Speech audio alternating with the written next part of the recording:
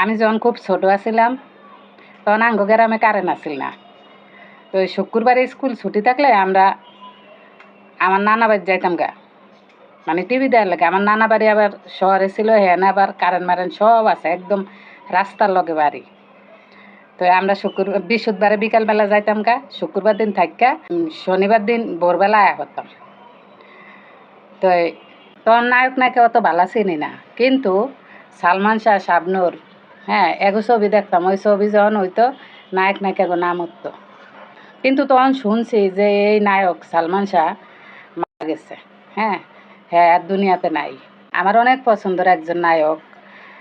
এর ছবি মনে করেন, এর একটা ফটো যদি ফেসবুকে হোক, মানে কোথাও যদি আমি দেখি, আমার কলজাটার ভিতরে একটা সিপ মেরে ওঠে। মানে তার জন্য কেমন যেন একটা খারাপ লাগা কাজ করে।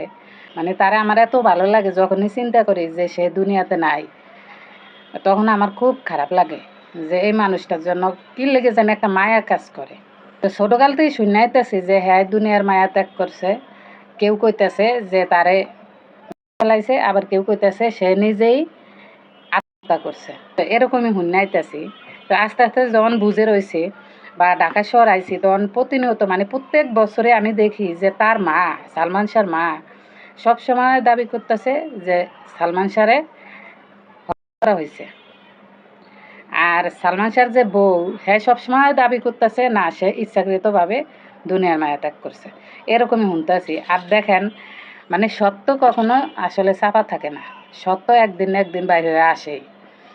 তো এখন শুনতেছি যে না, সত্যি সত্যি সালমান শাহরে দুনিয়া থেকে সরাই দেওয়া হয়েছে, সেই ইচ্ছাকৃতভাবে এই কাজ করে নাই।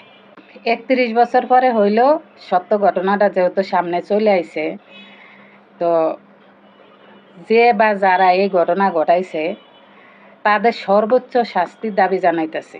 সারা বাংলাদেশের মানুষ তার ভক্ত।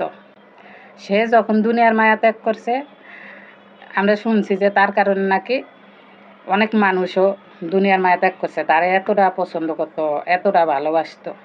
সে বাংলাদেশের একজন মহানায়ক, উজ্জ্বল নক্ষত্র। আজকে তারা ইচ্ছাকৃত ভাবে যারা দুনিয়া থেকে বিদায় করে দিছে, অবশ্যই তাদের সর্বোচ্চ শাস্তি দাবি করছি। দেখেন 12 লক্ষ টাকা দিয়ে নাকি লোক ঠিক করে তারপরে এই সালমান শাহর শাশুড়ি এই ঘটনা ঘটাইছে।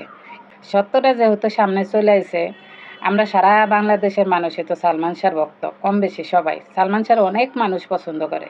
যে বা যারা এই হত্যাকাণ্ড ঘটাইছে তাদের সর্বোচ্চ শাস্তি দাবি করতেছে। যত দ্রুত সম্ভব তাদেরকে যেন সর্বোচ্চ শাস্তি দেওয়া হয়, সেই আশাই করতেছে। তো আপনারা আপনাদের মূল্যবান মতামত কমেন্ট বক্সে জানান। আর যারা যারা সালমান শাহর ভক্ত আছেন তাও কমেন্টে জানান।